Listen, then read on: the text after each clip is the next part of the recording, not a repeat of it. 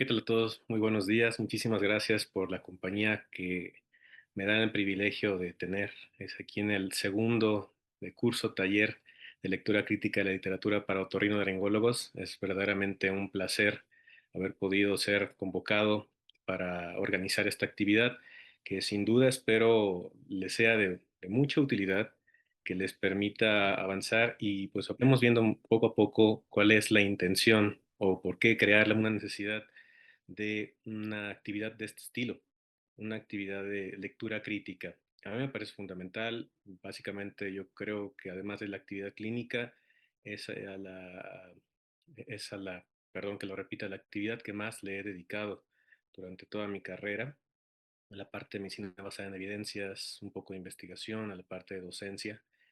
Entonces, bueno, a nombre del doctor Chong, que estará en unos momentos más con nosotros, me gustaría presentarme. Yo soy el doctor Marco Antonio Figueroa Morales, soy médico otorrinolaringólogo, laboro actualmente en el Hospital de Especialidades del Centro Médico Nacional Siglo XXI.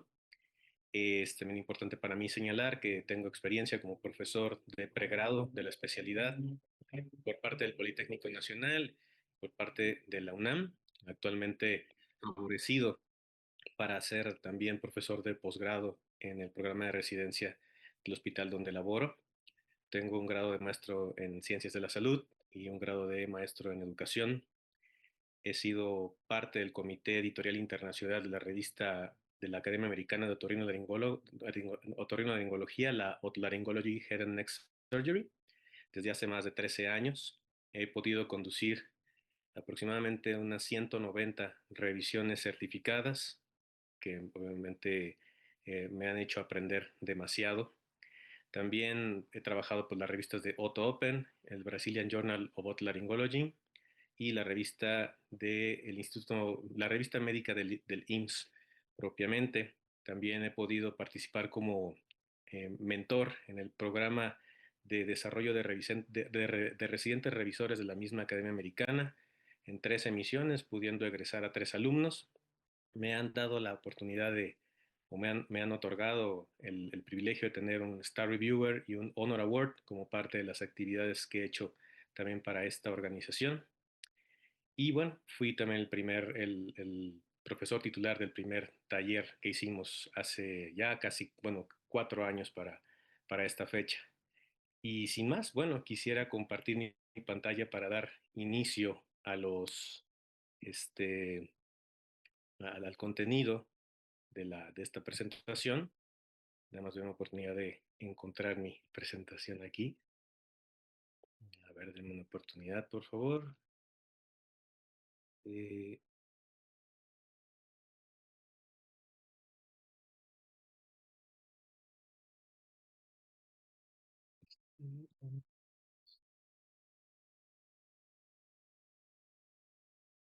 Tener que reiniciarla. Disculpen un poco la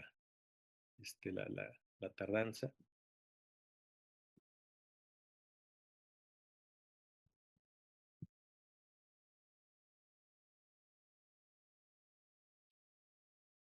Listo. Espero que ya la podamos ver aquí.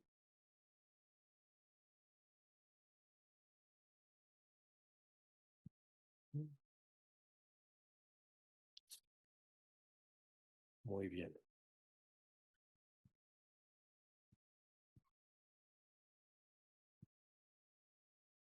Bien, pues parte de las actividades que quería compartir con ustedes en esta primera sesión del curso taller, esta tarde plantearnos o hacer un poco más de hincapié acerca de la necesidad de llevar una actividad de este tipo.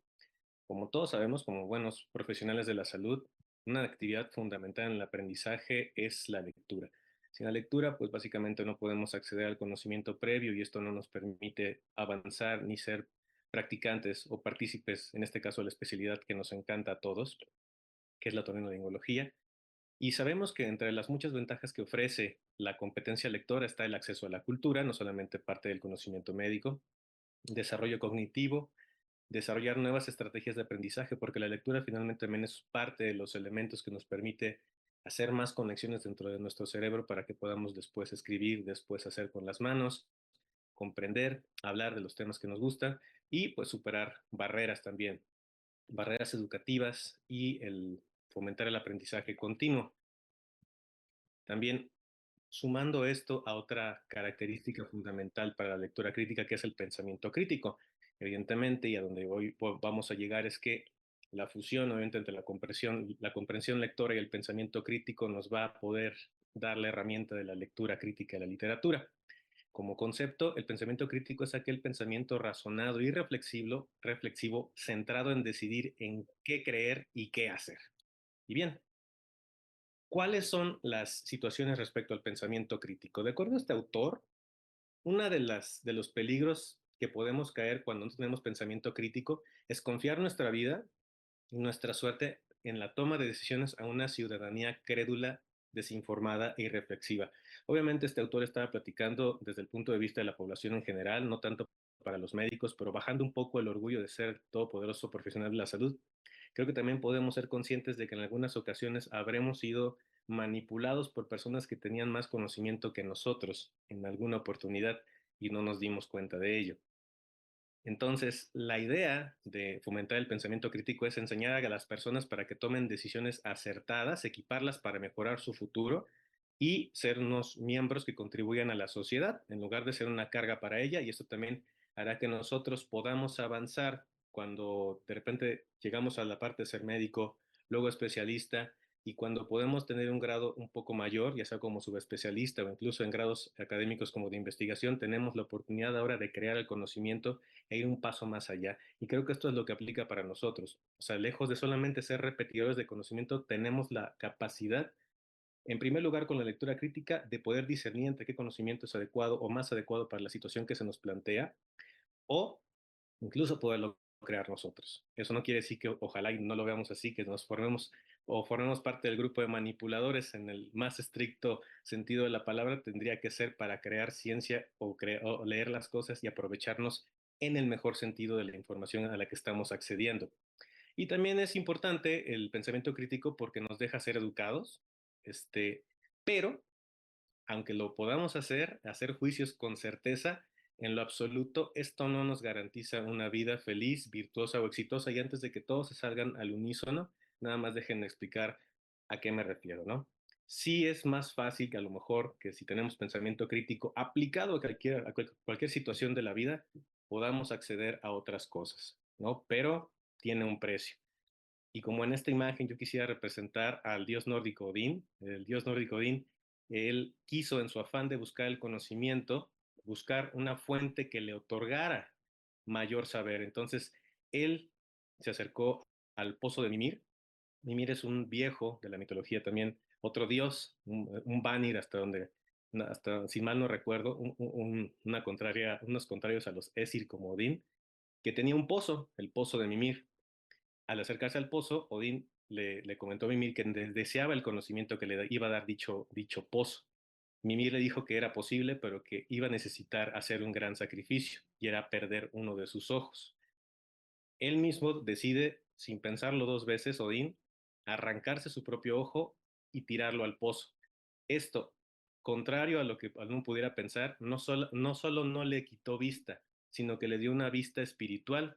Y como buen líder, también estuvo dispuesto a hacer sacrificios por un poder mayor.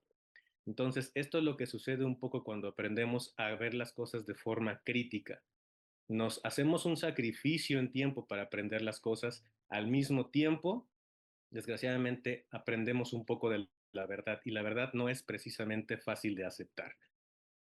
Entonces, las habilidades que se necesitan para un pensamiento crítico, bien, es ser personas, como lo tenemos en esta imagen, la del azul, es una persona que debe ser inquisitiva, juiciosa, buscadora de la verdad, que confía en el razonamiento, de mente abierta, analítico y sistemático, y que al mismo tiempo adquirir esa mentalidad o ese pensamiento crítico nos va a permitir también hacer inferencias lógicas, explicar los muchos fenómenos, evaluarlos, generar análisis, interpretar y autorregular nuestro conocimiento, que es de por sí algo bastante importante.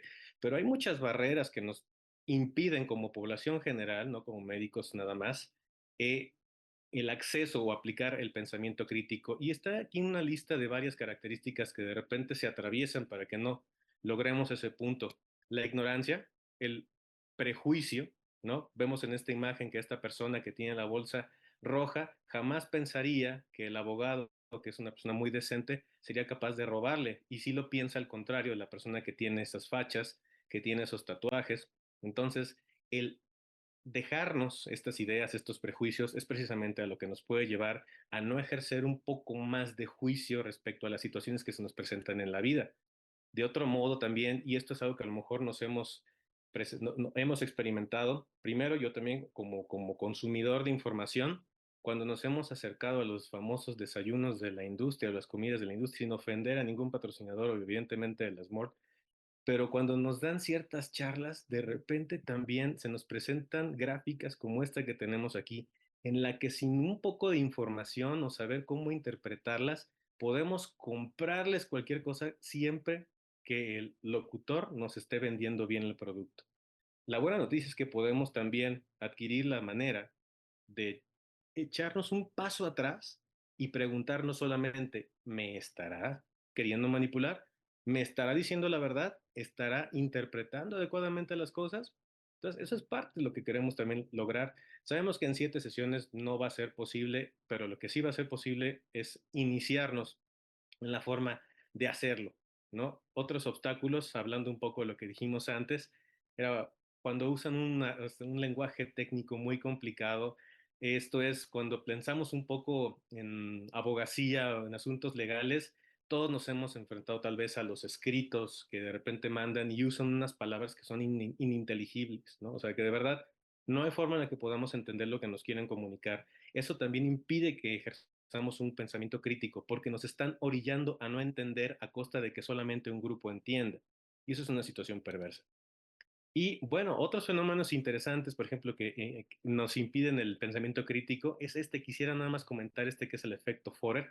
Quizás todos lo hemos vivido en alguna ocasión y lo hemos visto en los horóscopos. Bueno, yo soy Capricornio, a mucha gente ese signo no le encanta, a mí me fascina, obviamente no solo porque soy, sino también porque pues somos personas analíticas, juiciosas, ambiciosas. O sea, a mí me ponen la lista de defectos de Capricornio y yo digo, pues para mí no es un defecto, para mí es una gran virtud. Pero ojo, el hecho de que yo lea las cosas o lea una lista de atributos que suenan siempre como halagos, eso hace que uno se sienta pues un poco ensalzado, ¿no? Eso nos evita o nos aleja de la posibilidad de decir, oye, da un momento, da una pausa, ponte un poco atrás y sé nada más consciente de que te están manipulando.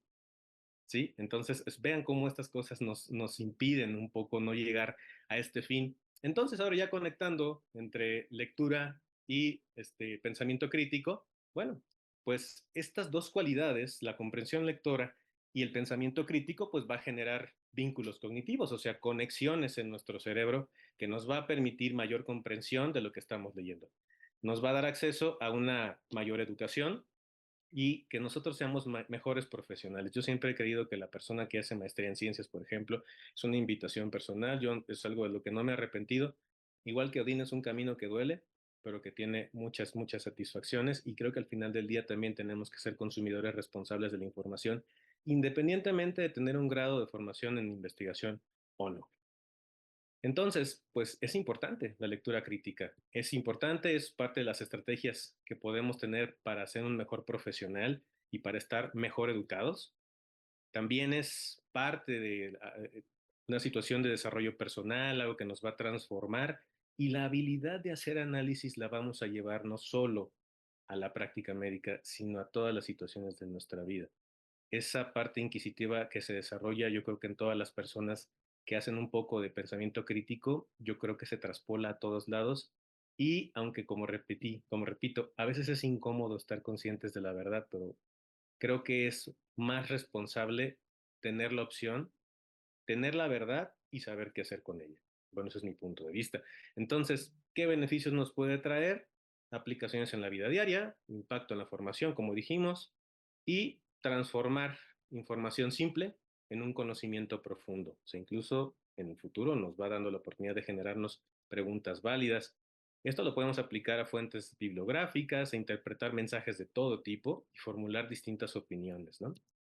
Y bueno, igual con el pensamiento crítico, también hay dificultades en la generación de una lectura crítica. Una de ellas es, se enfrentan obstáculos, o sea, mucho de ello, uno de los primeros obstáculos es aprender las palabras que tenemos que aprender, el conocimiento, cómo se interpreta, cómo se hila, y la investigación, igual que cualquier otra área del conocimiento, de cualquier especialidad, como cuando nos formamos como torrinos, pues tenemos un R1 de la investigación, un R2, así lo decía mi maestra, la doctora Beatriz Montaño en La Raza, si es que ahora vas a hacer R1 de investigación. Y sí, de verdad que es un mundo diferente, pero yo creo que sin necesidad de ser un investigador, hay maneras en las que podemos nosotros adquirir las herramientas para poder leer un artículo, ¿no? Siempre que quizás tomemos o sea, otros cursos, otras formas de prepararnos. Y también pues hay que aceptarlo. Tomar nuevos conocimientos también se enfrenta a resistirse a nuevas ideas. Yo lo he vivido, o sea, desde que terminé la residencia hace casi pues, 15 años. eh, es difícil aceptar nuevos paradigmas. Es difícil levantarse y leer un artículo nuevo o ir a un congreso y aprender las cosas. Es difícil también que aceptemos lo que nuestros maestros dijeron en el pasado ya no es quizás lo que está pasando en este momento. Y también romper ese paradigma es doloroso per se. Que nos saturamos de información, eso es un hecho conocido por todos, nos saturamos de muchísima información, no sabemos filtrar cuál es la que nos va a ayudar y tampoco tenemos la preparación completa para poder discernir entre qué artículos nos van a ayudar y cuáles no. Y sobre todo la que tenemos hasta abajo, pues es una falta de tiempo, ¿no? No hay tiempo que le ajuste al clínico para poder leer todo lo que quisiéramos, pero aún así aprender a leer y aprender a interpretar es parte de los quehaceres que tenemos que formar como profesionales de la salud. Y por último, quisiera cerrar esta breve intervención con esta frase que me gusta respecto al pensamiento crítico. Es de John Shafi. Estoy convencido de que aquello en lo que creemos tiene que poder soportar una prueba de evaluación. Uh-huh. Muy bien. Quisiera con esto agradecer su atención al respecto. Aquí tenemos una chiquita que fue muy famosa hace algún tiempo sobre quererle ver la cara de desinformada. Entonces, no dejemos que nos vean la cara de desinformados, dejemos que disfrutemos nuestro desayuno, quedémonos con la boca cerrada, pero con la mente abierta y con los ojos abiertos sobre lo que nos están presentando. No nos peleemos con la gente. Hay muchos motivos por los cuales uno asiste hasta un desayuno, además del puro hecho de nutrirse, ¿no? Entonces, yo creo que podemos aprender a tomar, podemos tomar ventaja de muchas cosas sin tener que pelearnos entre nosotros. Entonces, voy a dejar mi intervención para presentarles a mi invitada de honor del día de hoy. Es maestra mía también, es la doctora Marcela Pérez Rodríguez, doctora en Ciencias de la Salud, maestra en Ética en Investigación. Ella formó parte durante mucho tiempo de la coordinación del Centro de Adiestramiento en Investigación Clínica del IMSS y también mucho tiempo fue parte del Comité de Ética del Comité Nacional de Investigación Científica, formadora de muchísimos recursos humanos, muchos profesionales de la salud y que nos introdujo en el mundo del pensamiento crítico y la investigación científica. Y sin más, voy a dejar de compartir mi pantalla para darle paso a su charla. Gracias. ¿Ya se escucha? Ya. Buenos días. Muchas gracias por la invitación, Marquito. Yo les voy a presentar, nada más confírmame que sí se escucha bien, por favor. Sí, se escucha, doctora. Perfecto. Entonces, les voy a presentar pues algo con lo que debemos de iniciar nuestro pensamiento crítico y creemos que la metodología es como a veces lo más importante. Sin embargo, hay una sombrilla que va a cubrir absolutamente a todas las otras partes y eso es la ética en investigación, porque todo lo que se juzgue tiene que estar hecho bajo el marco de la bioética. Y les voy a presentar un artículo que les va a ser muy útil a lo largo de todo el tiempo, ya sea como lectores o como productores de conocimiento en caso de que también sean investigadores. Y es este artículo que me parece que se los hicieron llegar, que se llama What Makes Clinical Research Ethical, que es un artículo clásico que fue publicado en JAMA ya hace 25 años, el cual ha sufrido nada más una revisión. Se publicó una nueva versión de este en donde se hacen pues algunos ajustes específicos para poblaciones en desarrollo, ¿no? Y pues yo les voy a platicar muy someramente acerca de estos puntos que hacen que una investigación sea ética.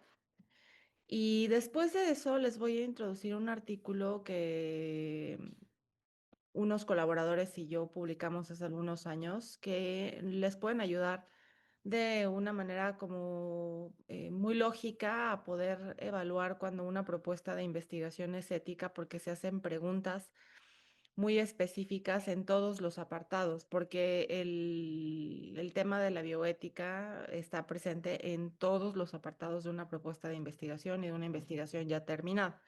No es nada más el apartado de aspectos éticos que nosotros podemos leer en un artículo, que son 3 renglones que dicen, ¿no? Este artículo o este proyecto de investigación fue aprobado por el Comité de Ética en Investigación y todos los participantes firmaron un consentimiento informado. Eso es básicamente lo que van a encontrar en cualquier artículo de investigación, pero tenemos que aprender a ver más allá para ver si en realidad se aplicaron todos los preceptos bioéticos que deben de estar aplicados.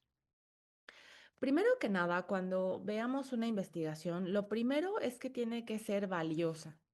Y el valor se puede juzgar pues desde un montón de aristas, ¿no? Lo que dice el artículo es que para que una investigación sea ética debe de ser valiosa. Por ejemplo, ¿no? Esta es una lista, no es exhaustiva, pero algunos ejemplos son que evalúen una prueba diagnóstica o una intervención terapéutica, o que nos lleve a mejoras a la salud o bienestar, o que sea un estudio preliminar etiológico, fisiopatológico, epidemiológico. Y los resultados que tengan poca probabilidad de ser diseminados o en donde la intervención pues no pueda ser implementada, no sea factible, pues aún siendo efectiva no es valiosa. Pensemos en algunos ejemplos, ¿no? Tal vez algún fármaco que sea excesivamente caro y que no sea posible tenerlo de manera institucional o en donde la vía de administración no sea aceptada por los pacientes o que tal vez sea muy invasivo el tratamiento y vaya a provocar que haya baja adherencia terapéutica. Entonces podemos tener un tratamiento que sea efectivo. Sin embargo, la probabilidad de su implementación pues va a disminuir el valor de esta propuesta. Y las razones por las cuales las investigaciones deben de tener valor social, científico, clínico, pues obviamente es porque tenemos recursos finitos y para evitar la explotación de los participantes, por ejemplo. Pensemos en una investigación que se hace a nivel institucional, en donde se invitan a una serie de pacientes que tienen una patología, se va a probar un fármaco y resulta ser que ese fármaco, pues después no va a estar disponible a nivel institucional. Eso se llama explotación, en donde se utilizó a la población que se tiene institucionalizada para poder probar la eficacia y la seguridad de un tratamiento, poder obtener la aprobación de COFEPRIS y después ir a venderlo a otras poblaciones que tengan seguro de gastos médicos mayores o que tengan la posibilidad de hacer un gasto de bolsillo que sea importante.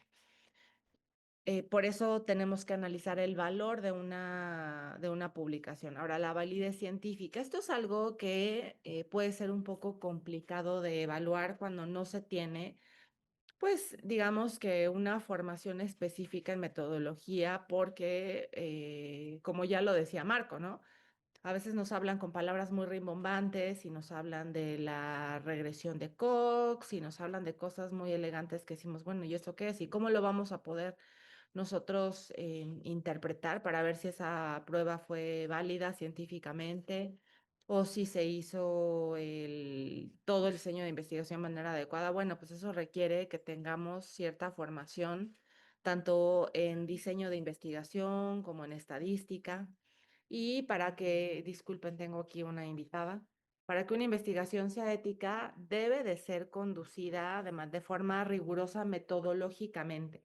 Y aún las investigaciones, haciendo preguntas de investigación que sí son muy valiosas, si es que son diseñadas o conducidas pobremente, van a provocar que la investigación sea inválida.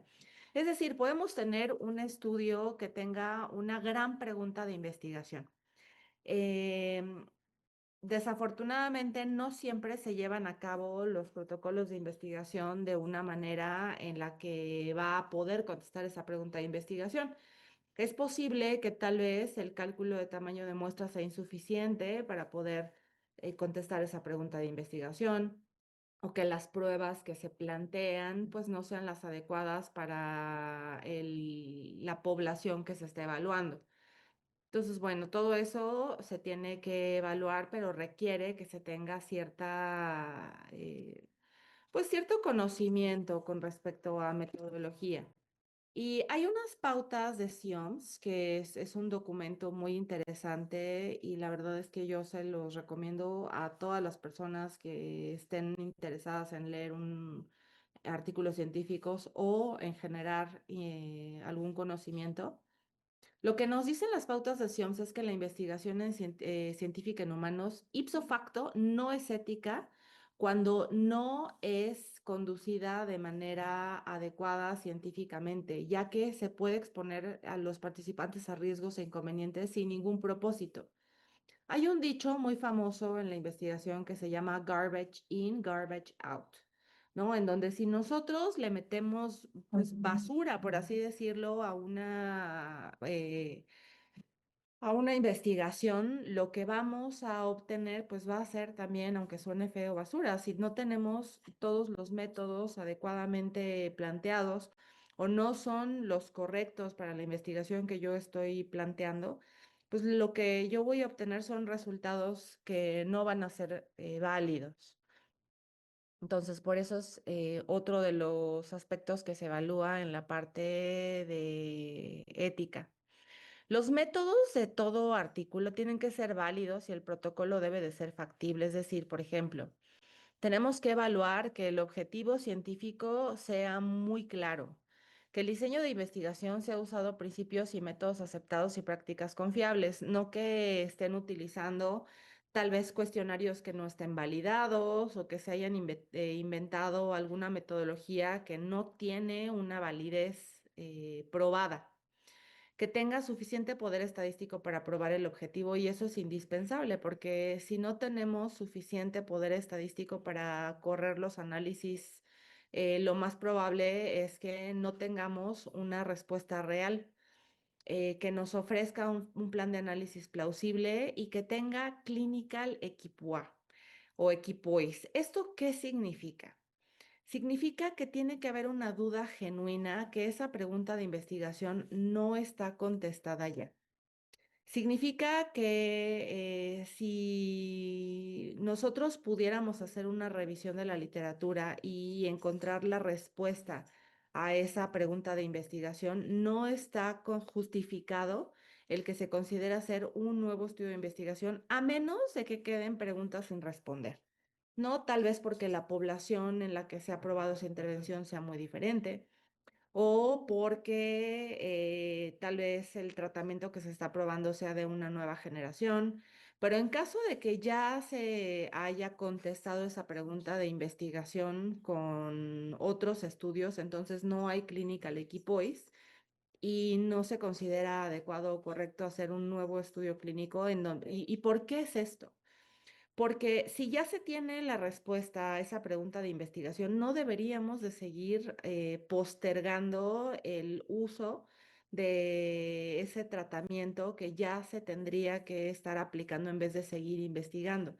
Eso no quiere decir que no se tengan que hacer más estudios con los tratamientos que ya están publicados.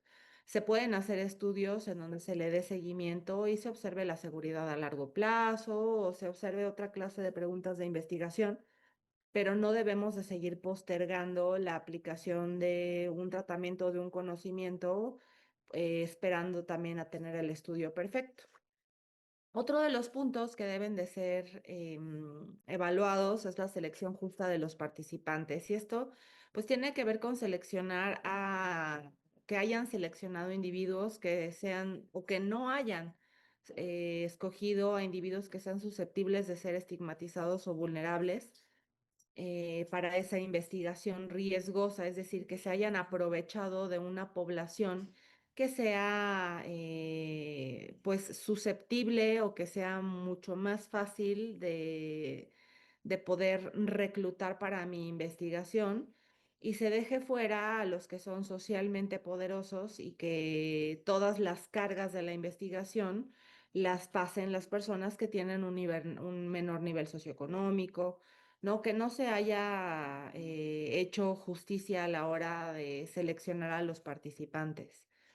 Y la selección de estos participantes tiene que ver principalmente con criterios de selección y la estrategia adoptada para reclutar a sujetos de investigación. Es decir, por ejemplo, si buscan a un ejemplo muy claro que a mí me tocó revisar en un protocolo en el comité de ética, es una investigación que buscaba evaluar la seguridad y la eficacia de un tratamiento de suplementación con vitaminas y alguna cuestión así de un nutracéutico para mejorar la resistencia a la insulina en pacientes que tenían síndrome de ovario poliquístico. Esa pregunta de investigación sobre si mejora la resistencia a la insulina en pacientes con síndrome de ovario poliquístico podría responderse en cualquier grupo de mujeres que tuvieran síndrome de ovario poliquístico, pero la estrategia de reclutamiento fue ir a clínicas en donde había mujeres que ya habían o buscaban mujeres que estuvieran tratando de embarazarse, que estuvieran buscando tratamientos de fertilidad en donde ya están pues básicamente desesperadas, ¿no? Ya lo intentaron todo, están desesperadas por tratar de reproducirse y son mujeres que son susceptibles de aceptar cualquier cosa. Si le dicen, bueno, es que tú no te estás embarazando porque la resistencia a la insulina no te está ayudando en nada y resulta ser que le ofrecen entrar a un protocolo de investigación en donde es posible o están evaluando un tratamiento en el cual pueda ser posible que mejore su resistencia a la insulina, pues entonces básicamente tienen ya comprados a todos los participantes, ¿no? Todas las mujeres van a querer participar y eso es injusto porque se están yendo con la población que está más desesperada. ¿Por qué no se van con mujeres jóvenes que no tienen intención de embarazarse? Que esas mujeres van a ser pues mucho más críticas y van a ver si les interesa o no les interesa participar porque no tienen realmente tanto que perder como una mujer que está el reloj sonando el segundero para poderse embarazar. Entonces, una selección justa se basa en los objetivos de la investigación, no en la vulnerabilidad, en el privilegio u otros factores relacionados con la investigación. Esas investigaciones que se van a buscar tratamientos, a probar tratamientos de problemas de cualquier nivel socioeconómico y van justamente con los que son más pobres, con los que no tienen acceso a servicios de salud. Bueno, eso es un signo de explotación. Los grupos de individuos o individuos particulares no deben de ser excluidos de una investigación de la oportunidad de participar en una investigación sin fundamentos científicos válidos.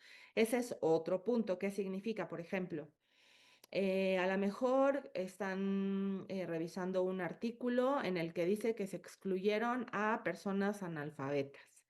Y eso qué tiene que ver, ¿no? ¿Por qué se excluyeron a personas analfabetas? Bueno, pues porque no podían, se excluyeron porque no podían llenar los cuestionarios. Y bueno, no podía alguien leerles el cuestionario en caso de que fuera, por ejemplo, la historia clínica. Pues por supuesto que sí, solamente que sean cuestionarios en donde sea indispensable que sean autoaplicados, porque sean pruebas para evaluar la cognición o cualquier otra situación en donde no haya la posibilidad de que alguien más les apoye.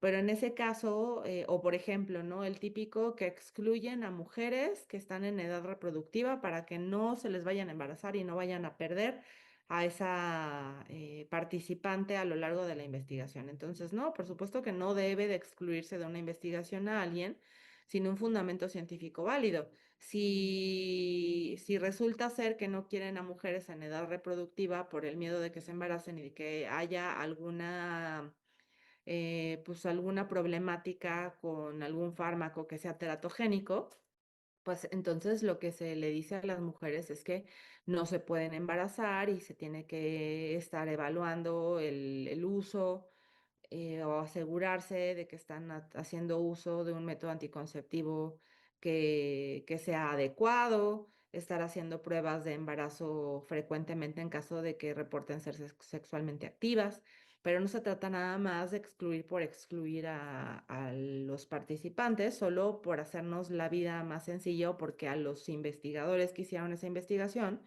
se les hacía más sencillo. Se tiene que evaluar algo que es el balance riesgo-beneficio, que sea favorable.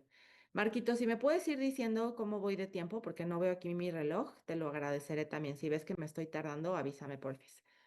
El balance Ok. riesgo-beneficio favorable significa que tenemos que evaluar que no se haya abusado en esa investigación y que se hayan tenido todos los recaudos necesarios para la minimización de riesgos. Es decir, si estaban probando una intervención en la cual se vislumbraban ciertos riesgos, tendrían que haber tenido un protocolo de detección temprana de todos estos posibles daños.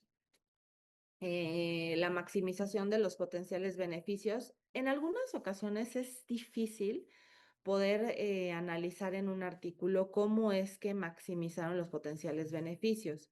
Realmente sí sería complicado observar esto, pero a lo que se refiere en cuanto a la maximización de potenciales beneficios es que, por ejemplo, si se les hizo algún estudio de sangre, pues bueno, proporcionarles los resultados para que ellos también tengan un beneficio a la hora de haber participado en ese estudio y en caso de que les haya salido alguna otra cosa fuera de rango, pues tengan la posibilidad de poder atender ese problema de salud, ¿no? Luego lo que se alcanza a ver es que en los estudios dicen que en caso de haber detectado alguna otra enfermedad, se les dio seguimiento o se les canalizó para recibir el tratamiento adecuado. Y finalmente, pues el riesgo para un sujeto es proporcional a los beneficios, que no se observen en esa investigación que los riesgos a los cuales se les sometieron al participar en esa investigación fueron mayores que los beneficios que podían haber recibido por participar en esa investigación. Ahora, ¿cómo es que se pueden ponderar estos riesgos y beneficios? No es que exista una báscula, ¿no? Una balanza en donde digamos, a ver, vamos a poner de este lado los riesgos, de este lado los beneficios. ¿Cómo podemos saber si son adecuados o inadecuados? Bueno, este es un ejemplo que les pongo que em, te dice, ¿no? Del protocolo. Bueno, en el protocolo se hace distinción entre los procedimientos terapéuticos y no terapéuticos. Y porque, por ejemplo, hay veces que se hacen pruebas diagnósticas o se hacen procedimientos como un TAC, un ultrasonido, un montón de estudios, pero que no son terapéuticos y se hace además una serie de procedimientos o un procedimiento terapéutico. Entonces, tenemos que dividir entre estos dos, por ejemplo, de los procedimientos no terapéuticos, si hay riesgos minimizados que sean consistentes con la investigación científica de calidad, bueno, entonces vamos bien. Si esos riesgos son razonables, son más bien como preguntas que nos podemos hacer para identificar si se está llevando a cabo de manera ética. Si estos riesgos son razonables en relación con el conocimiento a ser obtenido, bueno, pues en algunos casos los riesgos pueden ser altos, pero tienen algunos mecanismos para que no se les vaya a provocar un daño permanente. Em, entonces tenemos que cuestionar eso cuando estamos viendo una propuesta de investigación. Y tenemos también que tomar en consideración, porque no es lo mismo hacer una investigación en adultos que en niños, que en recién nacidos o que en algún adulto que tenga alguna discapacidad cognitiva, ¿no? Algún adulto que esté inconsciente. Entonces, esa población vulnerable va a ser algo que tenemos que tomar en consideración. Entonces, esos riesgos razonables en relación al conocimiento a ser obtenido va a ser diferente si se aplican en población vulnerable o no vulnerable. Si hay riesgos, pero son en población vulnerable, no podríamos aceptar nada más que un estudio de riesgo mínimo según este autor Barnaby. Hay muchos otros autores que tienen algunos otros algoritmos. En cuanto a la población vulnerable, en caso de que no se tenga una población vulnerable, pues bueno, entonces tanto los procedimientos terapéuticos como los procedimientos que no son terapéuticos se evalúan como aceptables o no aceptables. Entonces se tiene que hacer como desmenuzar todos los aspectos. Ahora vámonos con los procedimientos terapéuticos. Ya platicamos del Clinical Equipo X o Clinical Equipo A. Si vemos que se hacen procedimientos terapéuticos, pero sí hay clínica al equipo A, sí se puede leer que hay una duda genuina sobre ese tratamiento. Bueno, ok, continuamos dándole oportunidad a ese artículo. Eh, Tenemos que evaluar que el tratamiento que se esté dando sea consistente, con cuidado competente, y ahí es en donde tenemos que ser súper, súper críticos. ¿A qué se refiere esto? Que el grupo de intervención, pues es el fármaco que se está probando. El grupo control tiene el gol de estándar de tratamiento. Cuando vemos la dosis, le están dando la dosis que es la correcta o resulta ser que le están dando una dosis más baja de la que se le daría habitualmente. Esto con el objetivo, pues, de provocar porque suele suceder. Esto con el objetivo de que se tenga un resultado de superioridad.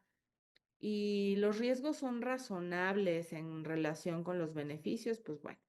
Entonces ya con esto podemos hacernos algunas preguntas acerca de si es aceptable o no es aceptable este balance entre el riesgo y el beneficio. También tenemos que evaluar que haya habido una revisión independiente de esta investigación. La mayoría de los artículos ya podemos ver que dice que fue evaluado por el Comité de Ética de Investigación de su institución y en algunos casos, y pues es la realidad, nada contra los quirúrgicos, pero todavía es común observar investigaciones o observar publicaciones que son quirúrgicas en donde no se menciona nada sobre el proceso de revisión del protocolo porque se disfrazan muchos de estos estudios con otros nombres como la publicación de un caso o algunas otras cosas que se hacen. Y pues es bien importante que ustedes a la hora de evaluar un artículo de investigación revisen si es que se menciona que tienen una aprobación por el Comité de Ética. Ahora, estos días ya también es muy, muy importante que además de que tengan una aprobación por el Comité de Ética, también es importante que estén registrados en Clinical Trials o en cualquier otro website en donde los estudios sean publicados desde antes de reclutar al primer participante. ¿Esto por qué es importante? Pues bueno, porque le da credibilidad pública a este estudio y al comprometerse a hacer el registro en una plataforma pública, se están comprometiendo a llevar a cabo el protocolo tal cual lo publicaron y no estarle haciendo cambios a medio protocolo. En cuanto al consentimiento informado, bueno, el consentimiento informado se refiere a la provisión de información a los sujetos acerca de los propósitos de la investigación y en general de toda la gama de riesgos, de posibles beneficios, las alternativas que podrían tener en caso de no entrar al estudio, toda la información que se le tendría que dar a un participante. Desafortunadamente, en un estudio de investigación, cuando estamos leyendo un paper, no es posible evaluar si el consentimiento informado se realizó como debe de ser, porque lo único que te dicen es que todos los sujetos de investigación tuvieron un consentimiento informado. Tenemos que confiar en que se hizo adecuadamente. En muchos países hay, a diferencia del nuestro, que hay poco personal para el comité de ética, y en general todos los puestos son honorarios. En otros países hay más personal para los comités de ética y en muchas ocasiones incluso se hacen visitas para evaluar que el consentimiento se haya llevado a cabo de manera correcta y auditorías. Entonces, en este caso no nos queda más que confiar en que se hizo de manera adecuada.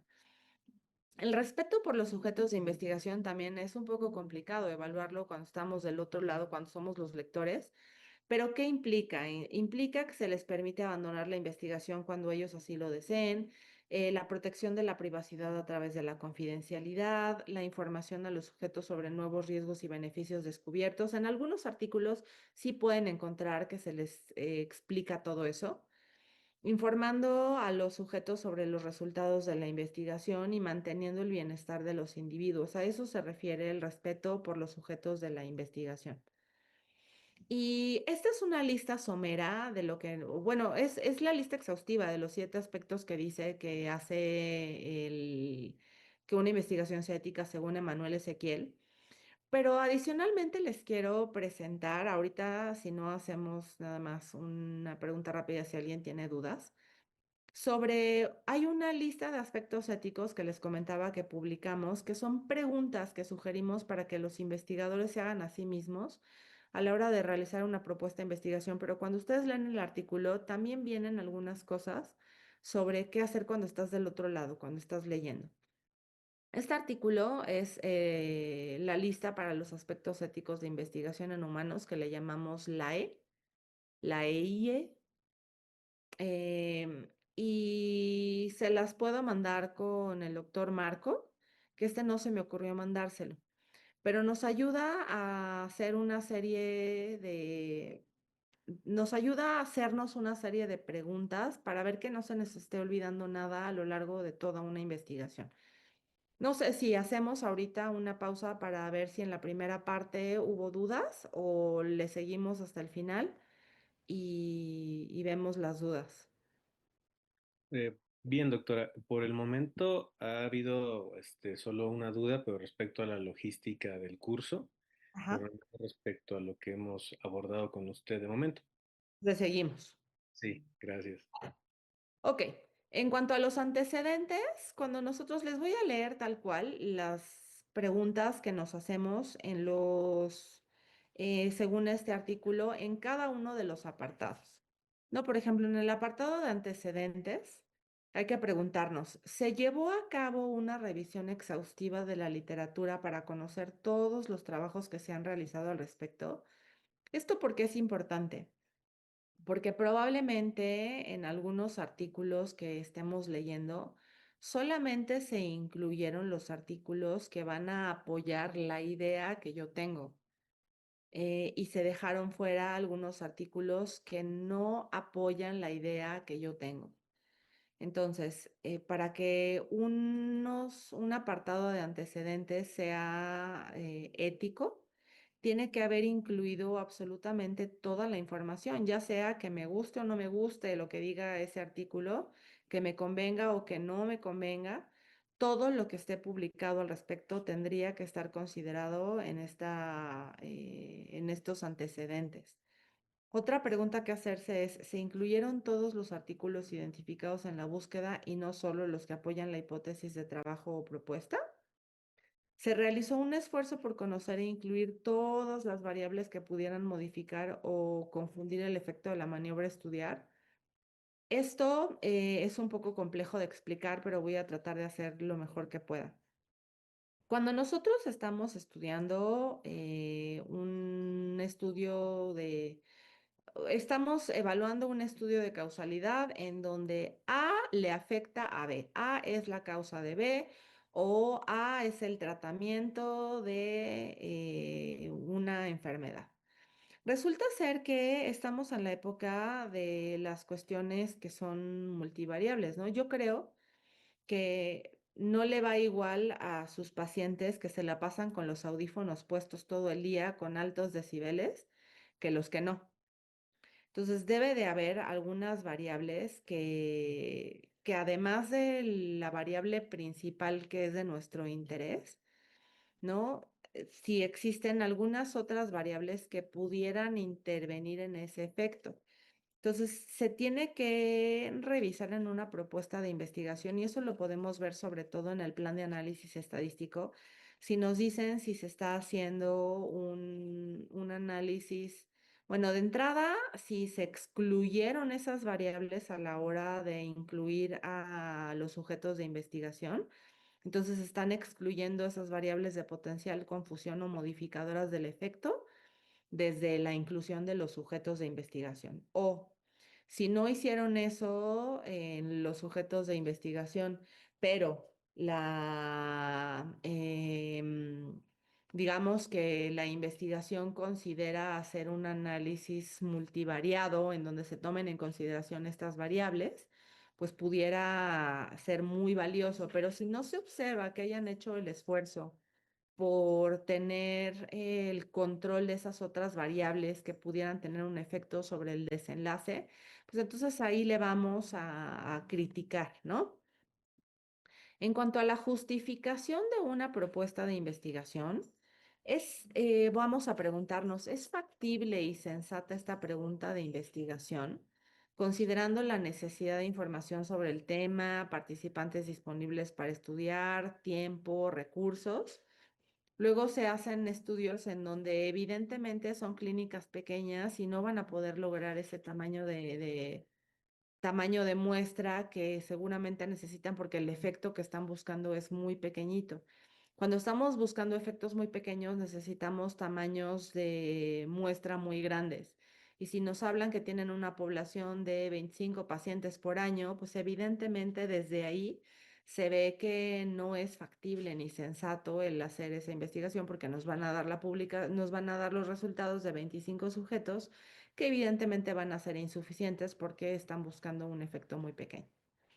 Si existe en la literatura una respuesta previa a nuestra pregunta, que es lo que ya platicábamos antes sobre clinical equipoise, si existe ya esa respuesta a la pregunta de investigación, si nosotros nos metemos a PubMed y encontramos que ya hay una revisión sistemática y un metaanálisis, pues entonces parece que no esté justificado una nueva pregunta de investigación, a menos que, como les decía, queden todavía dudas, ¿no? Porque la población es muy distinta o porque no se consideraron algunas variables que eran muy importantes y queda la duda sobre si el efecto de esas variables va a intervenir en cómo se lleve a cabo esa información, pues el resultado de esa investigación y si el conocimiento a obtener será aplicable al medio o a la población de los participantes. Ahora, esto que estoy leyendo sobre un fármaco muy elegante o sobre un fármaco que, no sé, es, digamos, muy invasivo y yo estoy trabajando con niños y las mamás no me van a permitir utilizarlo, bueno, entonces no va a ser de tanta utilidad esa investigación porque pues no voy a poderla aplicar. No tengo o a lo mejor no se tienen los recursos institucionales para poder pues promover esa estrategia nueva. Eh, me salí de la pantalla completa. Estoy bien. Los objetivos. Se definen claramente las características basales de la población de interés, la maniobra experimental o exposición y el desenlace, o no están bien definidos estos,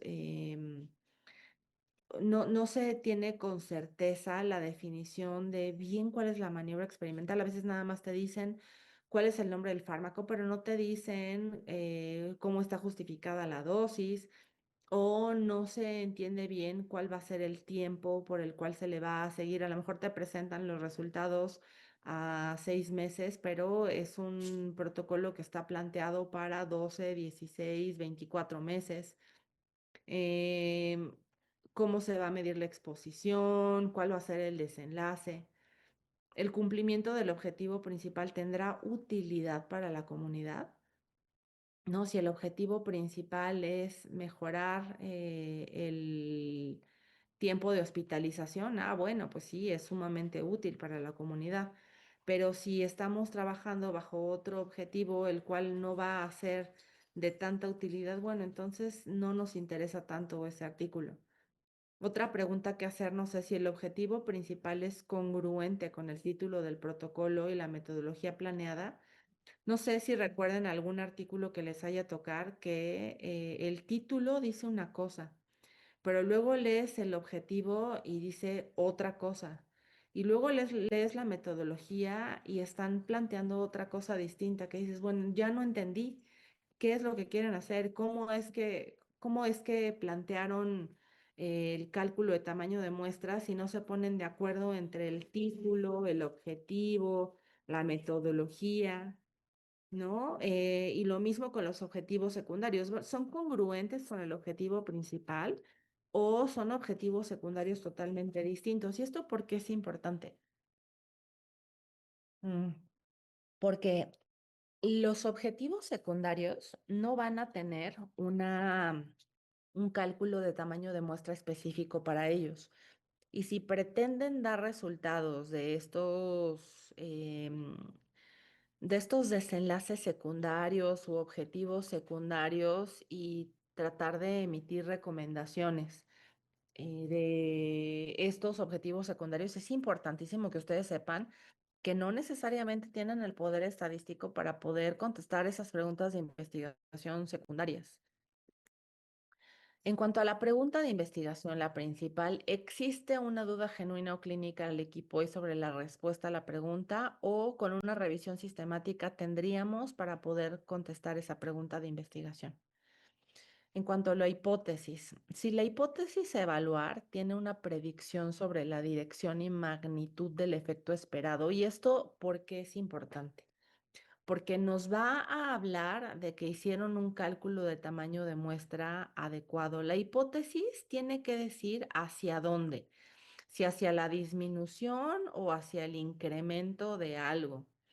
Tiene que decir qué tanto esperan que cambie la condición basal, porque con base en ese número que tenga que tener la hipótesis es que se calcula el tamaño de muestra. Se calcula un tamaño de muestra para una diferencia, perdón, del 10%, del 15%, del 25%. Entonces, es indispensable que a la hora de leer una hipótesis estemos poniendo atención sobre la direccionalidad y sobre la magnitud de este efecto esperado. Si la hipótesis es congruente con el objetivo principal, si la hipótesis propone un efecto clínicamente relevante y no solo estadísticamente significativo. ¿Esto por qué?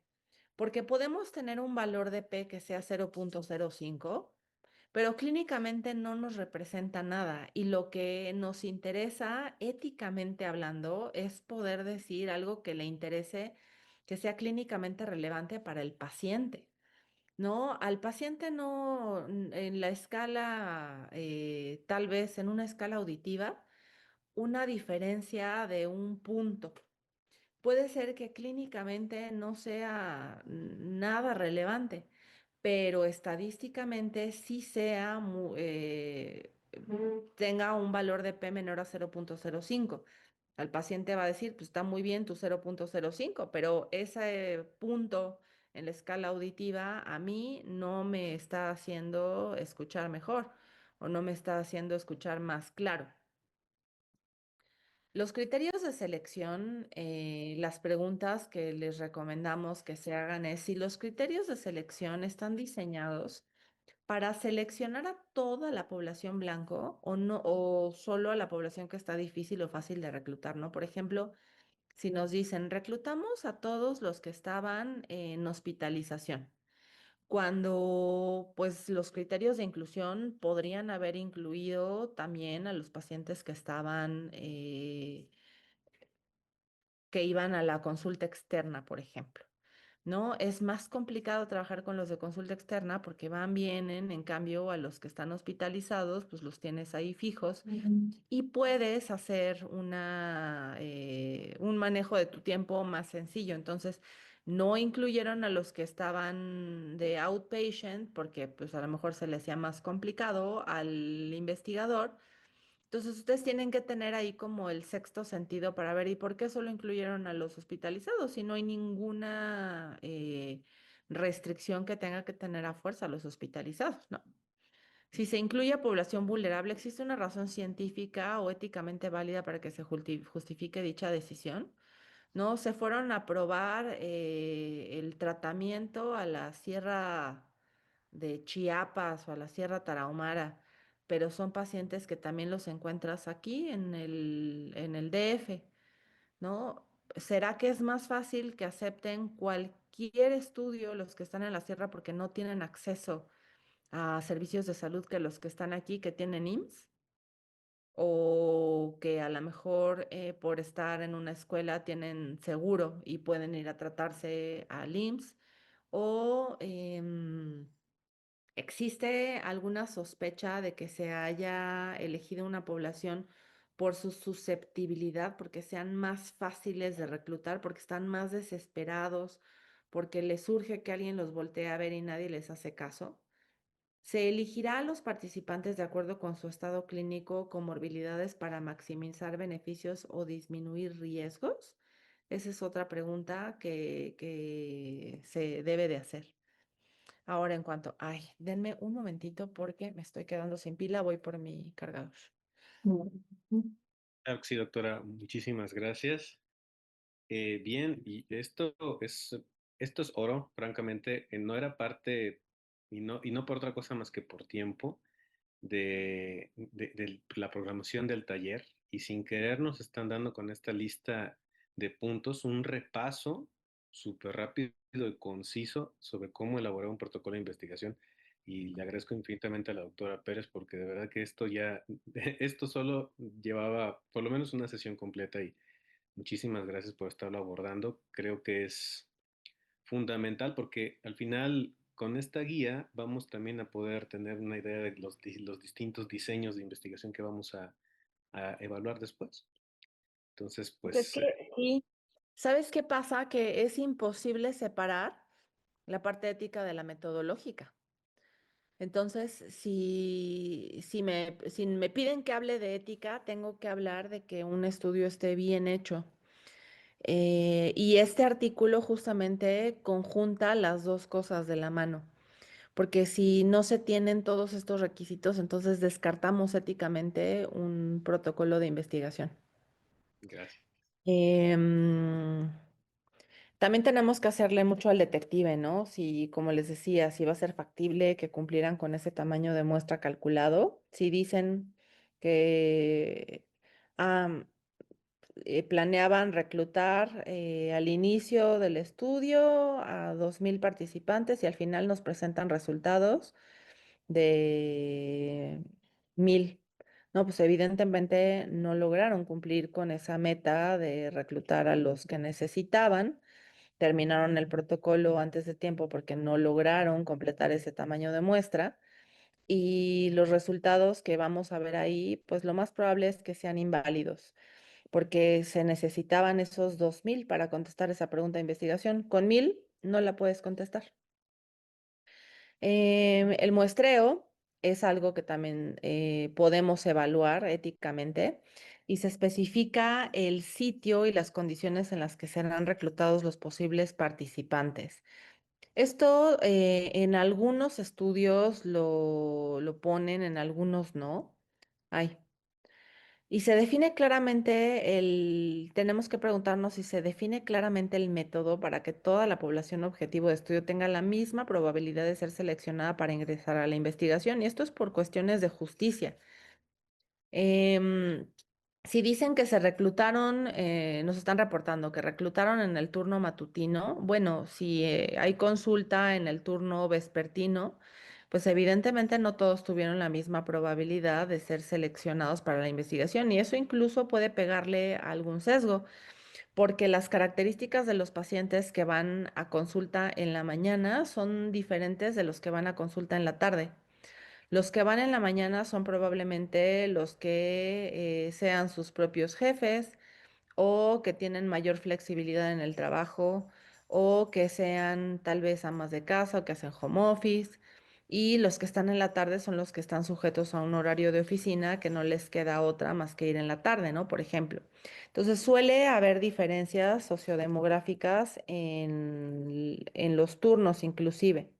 Entonces, si les dicen que la población objetivo se reclutó en cierto turno o en cierto periodo del año, pues ahí podemos ver que no fue un estudio en donde todos tenían la misma probabilidad de ser reclutados, ¿no? Para poder ser reclutados todos, pues tenían que haber hecho algún muestreo probabilístico en donde de todo el pool de pacientes que están en el servicio, bueno, se invitaran específicamente a los que salieron seleccionados.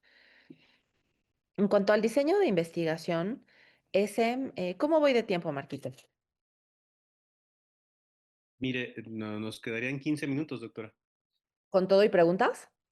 No, de su presentación. Ah, ok, perfecto. Entonces sí lo voy a decir.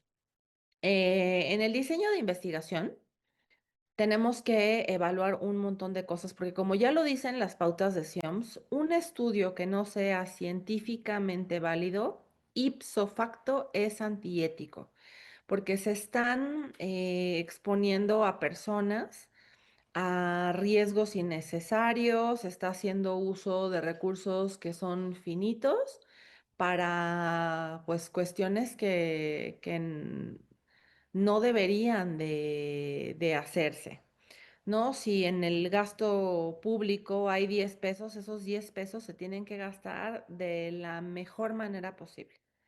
Entonces, en cuanto al diseño de investigación, tenemos que hacernos estas preguntas. Si el diseño elegido nos permitirá contestar la pregunta de investigación en forma satisfactoria, ¿no? En algunos casos estamos evaluando un artículo que hicieron un estudio de casos y controles y que básicamente todo lo asumen a través de la historia clínica, pero no tienen nada de, o hacen una cohorte retrospectiva. Y entonces puede hacer que ahí haya mucho sesgo, porque por ejemplo, me imagino que ustedes hacen muchas escalas que a lo mejor no encuentran de manera rutinaria en los expedientes clínicos. Y entonces depender de algo que no está en el expediente clínico, pues ahí es un punto menos. Si cada uno de los procedimientos, en caso de que el diseño elegido no nos permita tener la información adecuada, pues, y dicen, no, es que esto solamente se puede hacer por medio de un estudio prospectivo. Entonces ahí críticamente dices, bueno, es que este estudio pues no tuvo manera de hacer una medición primaria, se basan en puros datos secundarios, probablemente la validez no sea la mejor. Si cada uno de los procedimientos allá va a llevar a cabo está descrito de tal forma que no existe duda de cómo llevarlo a cabo sistemáticamente, es decir, que uno pudiera replicar ese procedimiento de lo bien que lo describieron, entonces ese es un punto a favor.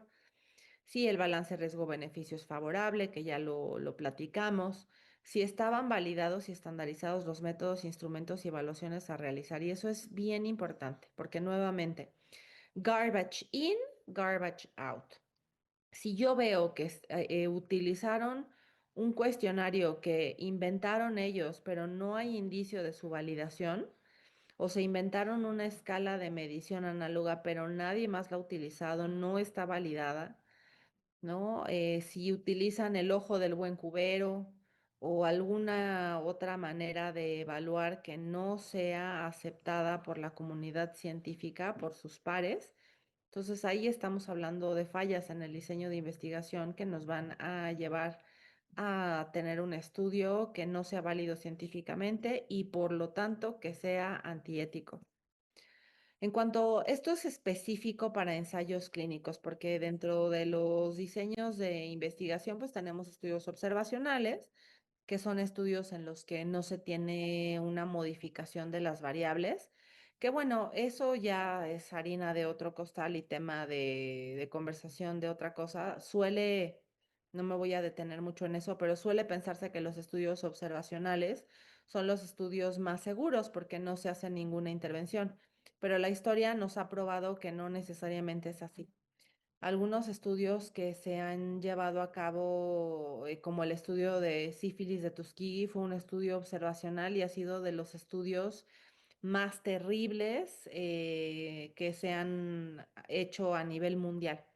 Y era un estudio observacional, en donde se les privaba de tratamiento. Entonces, el solo observar y dejar que siga progresando una enfermedad, eso es un estudio observacional, pero es un estudio antiético. Esto para ensayos clínicos es específico y nos tenemos que preguntar si se realizará la aleatorización de los grupos a comparar y se describe el método de este proceso. Si no hay aleatorización en un ensayo clínico de los grupos que se van a comparar, entonces realmente nada más le pusieron el título de ensayo clínico, pero no es un ensayo clínico, es un estudio cuasi experimental, porque no hay aleatorización y los resultados no van a ser igualmente confiables. Si se realizará un doble cegamiento para mantener a los grupos comparables durante el desarrollo del estudio. Esto también es importante para que no haya una contaminación. Si no mencionan que hay un doble cegamiento para mantener a los grupos comparables, pues es posible que hayan descubierto cuál sea la intervención, sobre todo si los grupos se conocen. Si el grupo control estaría siendo expuesto a un riesgo no aceptable por no tener tratamiento estándar o recibir placebo. Y esto es importantísimo porque sí sucede, pareciera que es algo que ya no sucede, pero sí, sí se les ponen subestándares, sí se les dejan placebos con... Usan como los loopholes que hay en las regulaciones en algunas ocasiones en donde dicen que el riesgo debe de estar justificado por el conocimiento a ser generado. Entonces, como el conocimiento justifican, ¿no? Que va a ser muy importante, entonces, bueno, podemos dejar sin tratamiento a una persona, cuando no, no puede ser así. No se puede dañar a una sola persona con tal de obtener el beneficio para todos los demás. Y pensemos esto, ¿no? Ustedes dirían, sí, toma a mi hijo como conejillo de Indias con tal de poder salvar al mundo de la sordera, pero vamos a sacrificar a mi hijo, ¿estarían de acuerdo? Por supuesto que no, ¿no? La investigación toma su tiempo y se tiene que hacer sin dañar absolutamente a nadie, sin importar la relevancia de los resultados a ser obtenidos y si el comparador se empleará en las dosis que se consideran estándar en la literatura. Si vemos que el grupo control tiene una dosis que sea incorrecta o que sea un subestándar, entonces eso nos tiene que llamar la atención y tenemos que, inclusive si nosotros identificamos algo que está mal, pues tendríamos que llamar a la revista, ¿no? O decir, oigan, en este estudio se está utilizando un subestándar y se supone que los comparadores siempre tienen que recibir el gold estándar de tratamiento. Siguiendo con preguntas que nos hacemos con los ensayos clínicos, tenemos que preguntarnos, ¿cuáles son las válvulas de seguridad que tienen para identificar y tratar oportunamente los daños o riesgos que pudiera sufrir un participante? En la metodología tendrían que explicar con qué frecuencia se les hacen evaluaciones, cuáles son pues las sesiones educativas que se les dieron para que ellos mismos, los participantes, puedan identificar cuando están teniendo una situación de riesgo. Es decir, todo esto que nos ayuda a prevenir o a identificar de manera temprana cualquier problema o cualquier riesgo o daño para los participantes le vamos a llamar válvulas de seguridad. Y eso tiene que venir descrito en los procedimientos. Si está claramente definido el proceso para llevar a cabo de presentarse un evento adverso probablemente atribuido a la maniobra de investigación, en caso de que se presente algún problema, con quién van a ir, ¿no? Tiene que decir el protocolo si se atendieron ahí mismo en el hospital, si se les mandó un médico a domicilio o qué es lo que sucedió en caso de que se presentara un evento adverso. Si se identifica el proceso a seguir e instancias que deben ser informadas en caso de que en caso de la presentación de eventos adversos. Acá viene algo un poco más complejo porque implica que tengan conocimientos del plan de análisis estadístico, bueno, que tengan conocimientos de estadística, pero de todos modos vamos a verlos. Se plantea una estrategia para disminuir el efecto de las pérdidas o las medidas a tomar si faltan datos. Por ejemplo, ¿qué pasa cuando, y esto es algo que viene en las listas como el Strobe, el START, que no sé si les estoy hablando en chino o ya las conocen, pero son listas que ponen sociedades internacionales en donde nos dicen todos los puntos que tienen que estar contenidos en una publicación para darle suficiente información al lector para que pueda juzgar ese artículo. Y en todas las listas viene que tienen que explicar qué se hace con los datos faltantes o con los datos perdidos, los famosos missings. Si se hace imputación múltiple de datos o si se excluyen ciertos outliers o qué es lo que se va a hacer con esas pérdidas y pues qué estrategias van a tener para poder mitigar ese efecto. La literatura dice que los resultados más confiables de una investigación resultan cuando se hace un manejo de estos datos faltantes en comparación que cuando no se hacen, cuando se ignoran y se eliminan. En estudios observacionales se propone un análisis multivariado ajustado por las variables de potencial confusión o modificadoras del efecto. Es decir, que no nada más hacen una prueba de chi cuadrada, una t de Student, es decir, que no nada más hacen un análisis bivariado, sino que hacen un buen plan de análisis estadístico y ejecutan una regresión lineal, una regresión logística, en donde pongan en su lugar el efecto de todas estas variables que van a formar parte o que van a ¿cómo decirlo? O sea, dentro de la combinación de los efectos van a tener cierta injerencia en los resultados. No todo se le debe a un solo resultado cuando estamos hablando de un estudio observacional. No se supone que en los estudios como los ensayos clínicos, pues sí, sí, la única diferencia va a ser el fármaco, pero en general en los estudios observacionales hay un montón de variables que nos van a afectar y se tiene que hacer un estudio, se tiene que hacer un análisis multivariado. Ahora en ensayos clínicos. Ahí pues se supone que por la naturaleza del estudio, dejamos fuera todas las variables que nos van a alterar y a la hora de aleatorizar a los grupos, pues se van a comportar de manera similar y vamos a tener las mismas variables en un grupo o en otro. Pero sí tenemos que tener, y esto es algo clásico de los estudios, que por favor aquí, si están dormidos, despierten. Si hicieron el análisis por intención a tratar, tanto y al igual que el análisis por protocolo. ¿Y esto porque es importante? En el análisis por protocolo solamente están incluidos los que siguieron al pie de la letra el estudio. Entonces, la probabilidad de que sea positivo el efecto o de que haya una mayor eficacia en estos participantes es alta porque siguieron todo al pie de la letra. Pero hay muchas cosas que suceden en los ensayos clínicos al igual que en la vida real, en donde a algunos pacientes se les olvida tomar algunas de las tomas, en donde no terminan el tratamiento, en donde pasan un montón de situaciones y ese es el análisis por intención a tratar, que es el más parecido a la vida real y es el que más nos interesa. Si ustedes se topan con un artículo que les den nada más los resultados por intención, por análisis por protocolo y no incluyan el análisis por intención a tratar, entonces pues tengan amplia desconfianza de ese artículo. Y en cuanto a los aspectos éticos, para finalizar, las preguntas muy específicas que se tienen que hacer es si está que todo esto es aspectos éticos, porque los aspectos éticos están en absolutamente todos los puntos del protocolo de investigación. Desde si los antecedentes se plantearon de manera sesgada para que solamente se vea la información que a mí me conviene o se plantearon todos los estudios. Entonces, lo primero sería, ¿está adecuadamente identificado el grado de riesgo de la investigación?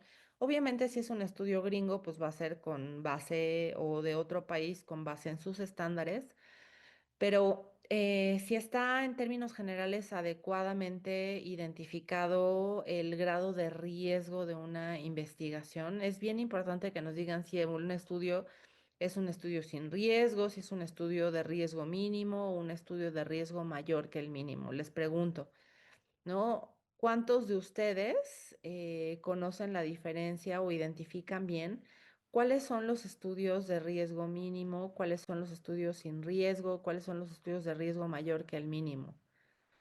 ¿Pueden levantar la mano? ¿Eso se puede?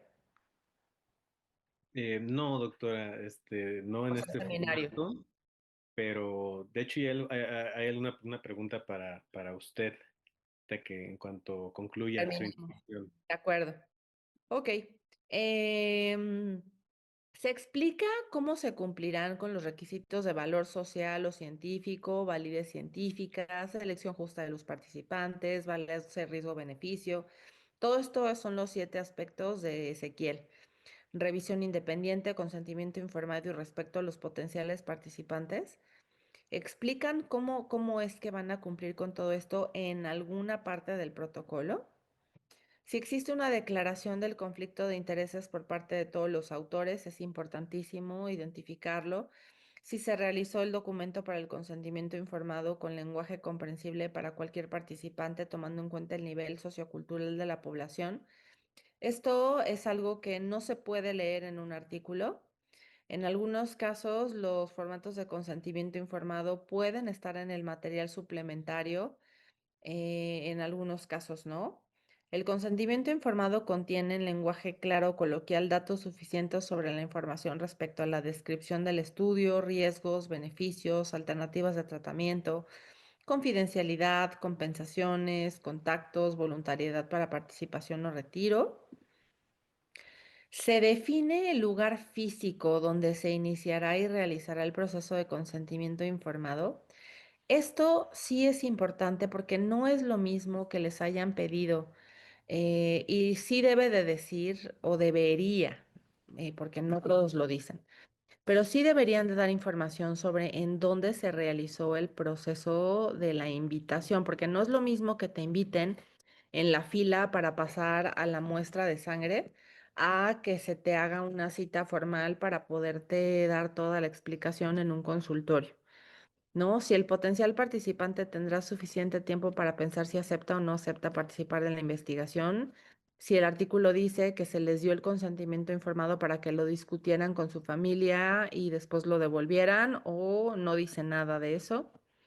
Si la persona que explicará la investigación y solicitará el consentimiento informado está a cargo de su tratamiento o tiene alguna influencia sobre el potencial participante que afecte su economía.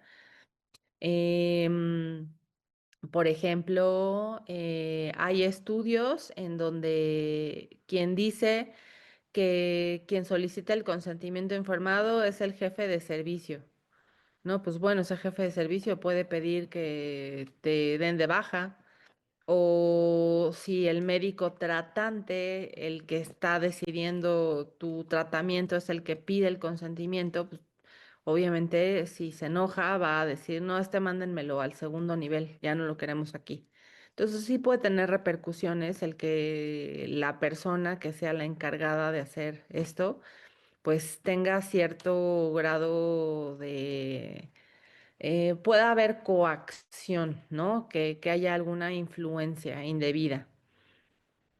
Si las personas que tienen autonomía disminuida tendrán alguna persona que vele por sus intereses al momento de la explicación del proyecto, tiene que decir si es que fueron menores o tenían autonomía disminuida, el artículo tendría que decir que se incluyó a un representante legal o a un mentor o a un tutor.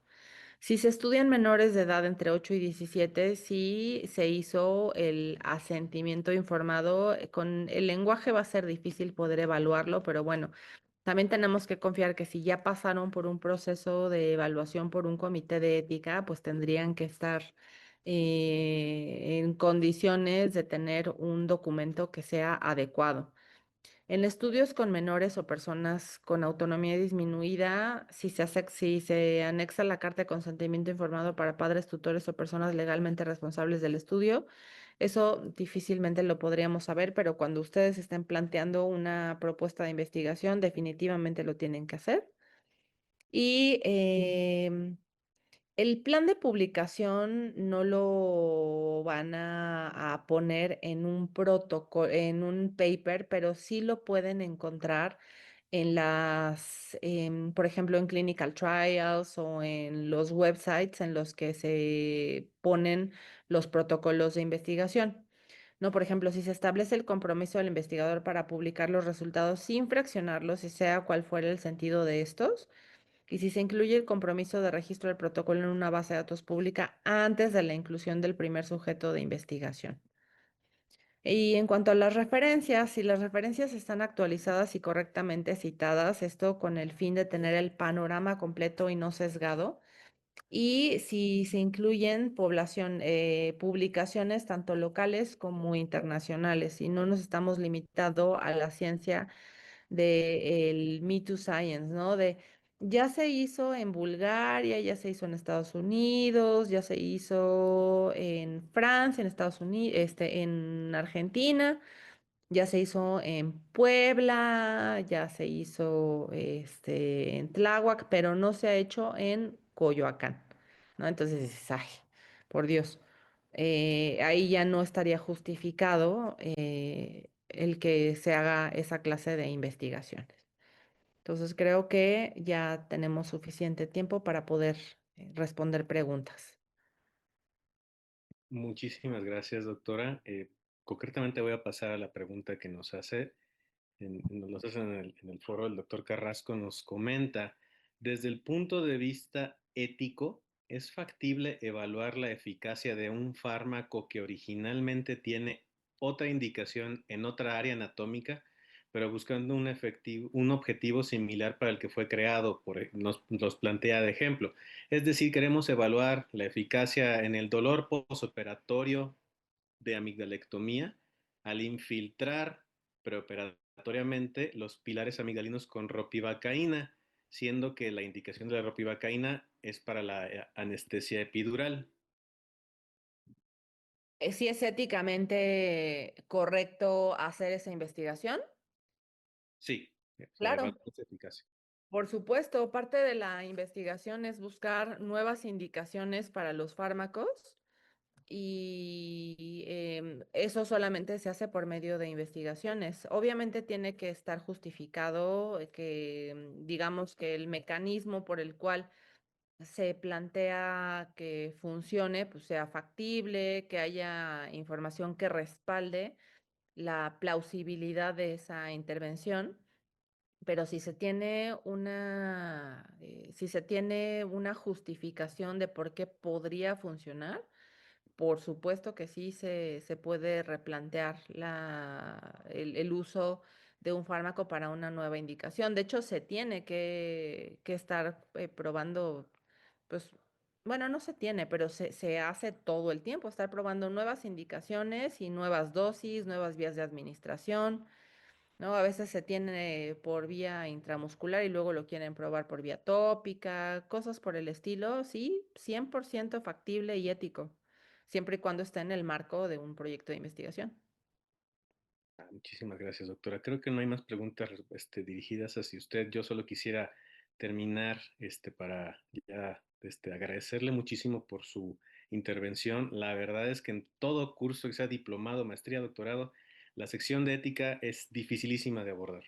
Cuando yo tengo que abordarla con mis residentes, francamente, toda la semana estoy de malas y amanezco con agruras el día que va a ser la charla, porque no la entiendo, no me queda tan claro. Al momento de estar diciendo frase tras frase y concepto tras concepto, tengo ese como ahí atorado que no lo puedo explicar y así de solo con la parte de por favor que no me pregunten porque no voy a saber qué responder. Entonces, para mí era fundamental su intervención porque era algo que, no, francamente, o sea, es una situación difícil, ¿no? Y pues por otorgarnos su tiempo, su experiencia, por hacer esto más dinámico y sobre todo más claro, porque son textos, o sea, son textos estos muy grandes, son muchas situaciones que se plantean, a veces, y bueno, usted lo debe saber mejor que yo, a veces nada más nos despierta un poco el morbo de las intervenciones que son sujetas a crítica, ¿no? Esto que dijo el estudio de Tuskegee, lo que sucedió después de los juicios de Nuremberg, todas esas situaciones particulares generan mucho morbo y creo que eso es lo que hace que uno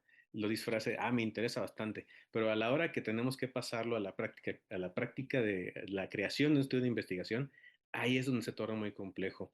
Y yo creo que al final, como alguien que ha escrito algunos pues, protocolos, a veces solo cosa como de respirar después de recibir el dictamen del comité de ética, y después de mucho coraje, así decía un profesor, o me decía una profesora, cuando te lleguen tus dictámenes, velos, revísalos rápido, haz mucho coraje, guárdalo en un cajón y al día siguiente lo vuelves a abrir y lo lees con toda calma, ¿no? Y eso es bastante útil porque primero se nos baja el coraje de la crítica que recibimos, que creo que como todo ser humano nos duele la crítica y nos duele mucho. Y sobre todo si o sea, empezamos con estos egos más grandes de que yo soy superpoderoso, entonces duele más. Pero la verdad es que ir atendiendo detalle por detalle de lo que nos dice un comité de ética hace que hasta uno como investigador le quede más claro lo que quería hacer. Al final de cuentas, a veces tenemos toda la información que nos están pidiendo, pero no, o sea, no supimos cómo expresarla, ¿no? Sí, Entonces, que yo esto les voy nos a lleve. recomendar un libro justamente. ¿Me escu- Ujú, te escucho. Ay, la Les perdimos. voy a recomendar este libro. No saben, no, no me escuchan. Sí, ya la escucho. Me- Sí, me sale que mi conexión es inestable. Eh, Ah, yo les voy a recomendar muchísimo este libro. No saben cómo ayuda a que tengamos una perspectiva muchísimo más humilde de nosotros mismos y que sepamos que solamente somos personas. Eh, es muy común en el gremio médico el síndrome del todopoderoso, ¿no? Y no podemos avanzar si no somos enseñables.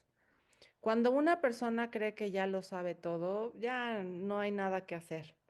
¿No? Tenemos que ser enseñables y tenemos que ser humildes y saber que sí, ¿no? Padrísimo, sabemos un montón de cosas de algo, pero hay mucho más que no sabemos. Y ese libro, no saben qué padre aborda el tema del ego. Y personalmente a mí me ayudó muchísimo. Yo nunca he sido como una persona que sea muy de creerme mucho en lo más mínimo, pero no, nadie se escapa. Y lo aborda padrísimo, se los recomiendo de verdad, si pueden, léanlo, porque para cuando les lleguen sus dictámenes lo van a ver de otro modo. Y en general, para la vida, en general, para cualquier cosa, en vez de decir, esto yo ya lo sé, ¿no? Pues qué interesante, a ver qué hay de nuevo, vamos a ver. Hay que ser enseñables, eternos estudiantes. así es. Muchísimas gracias, doctora. La dejamos en paz y de verdad, gracias por su tiempo, por cooperar conmigo. De verdad estoy en deuda con usted y pues, de verdad, Justo, gracias. Marquito, cuando se les ofrezca, aquí estoy, ya sabes. Muchas gracias. Bien, pues yo quisiera, para avanzar, ya son detalles lo que nos queda. Quisiera darle la palabra al doctor Héctor Velázquez Chong, presidente actual de la Sociedad Mexicana de Otorrino, que quiere dirigirnos unas palabras. Hace un momento no pudo estar con nosotros por situaciones de logística, pero no quisiera omitir el mensaje que tiene para nosotros. Gracias, doctor.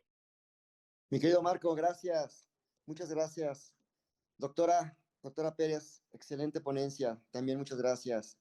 Y bueno, pues quiero dar un mensaje de muy buenos días para todas y todos ustedes.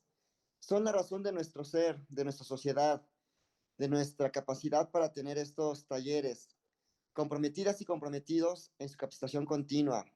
Tuvimos 96 asistentes, muy buen quórum.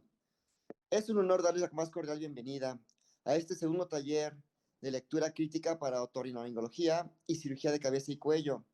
Hoy reunidos a la distancia física, pero muy cercanos con un propósito claro: fortalecer nuestras habilidades para analizar, interpretar y aplicar de manera la evidencia científica que sustenta nuestra práctica médica y quirúrgica. En un mundo del conocimiento que avanza a una velocidad sin precedentes, no basta con estar informados.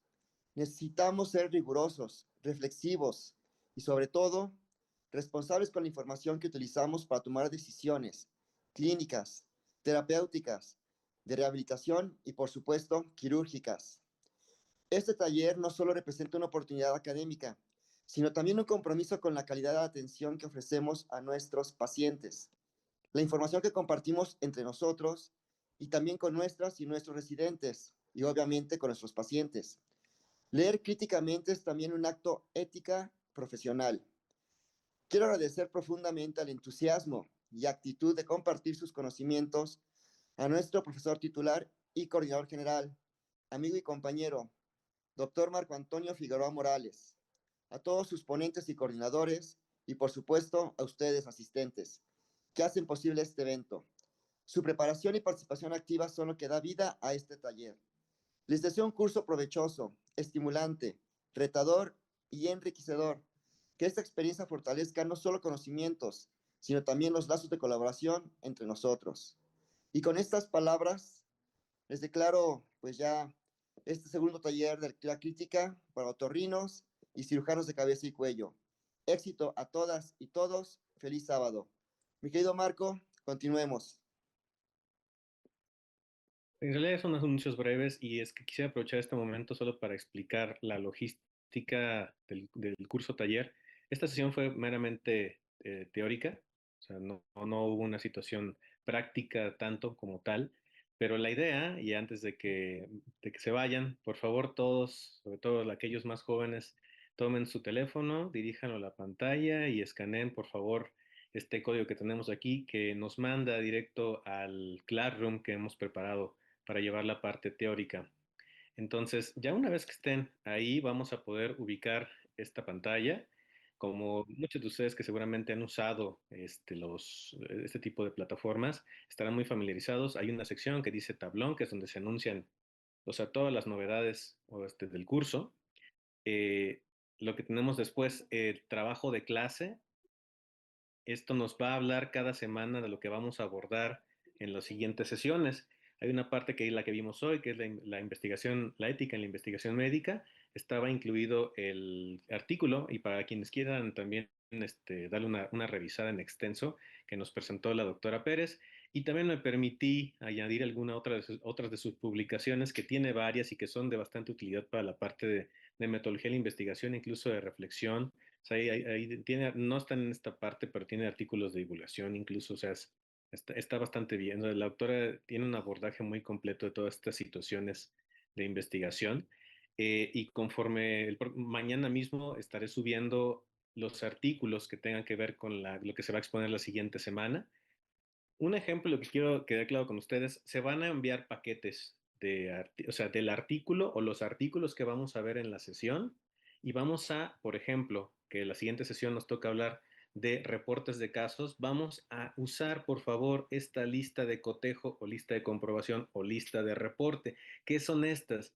Son herramientas que fueron creadas para que los usuarios de la tecnología de información, o en este caso, los usuarios de información médica, pudiéramos evaluar qué tan bien escrito estaba en este caso, reporte de caso. Kerr se creó para esto.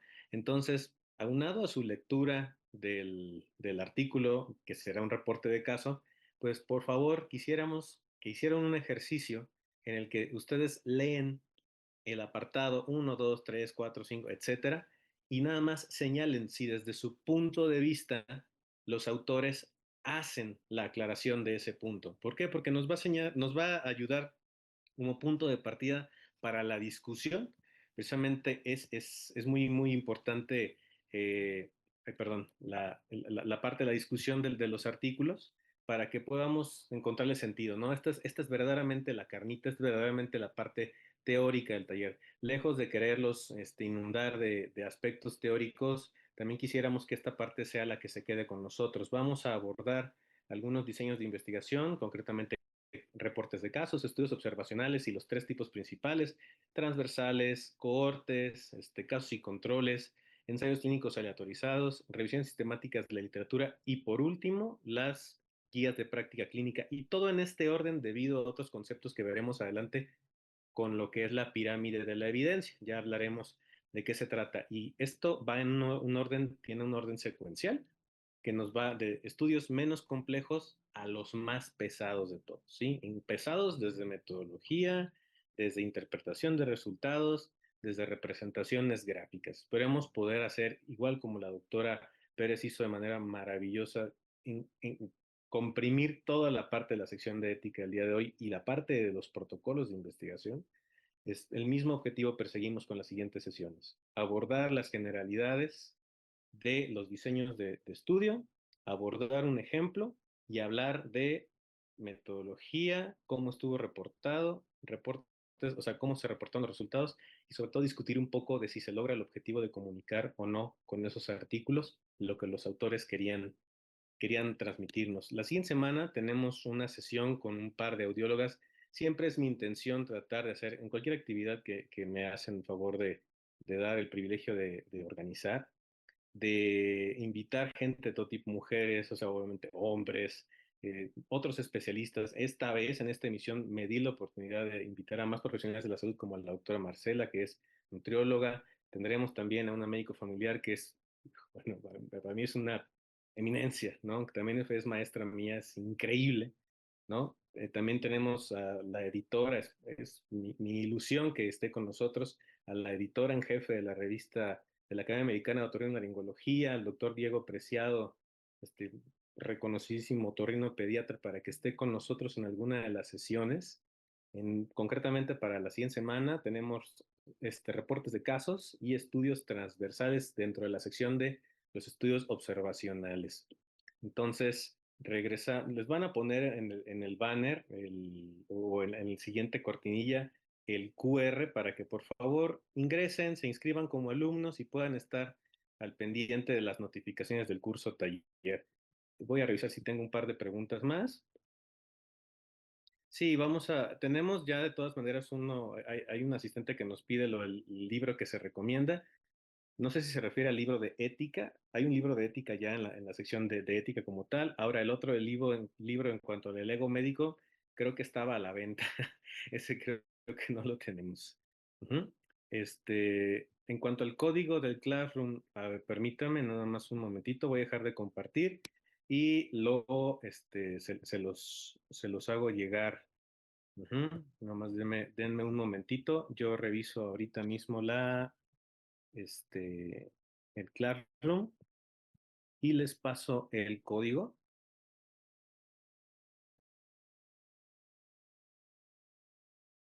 Aquí está.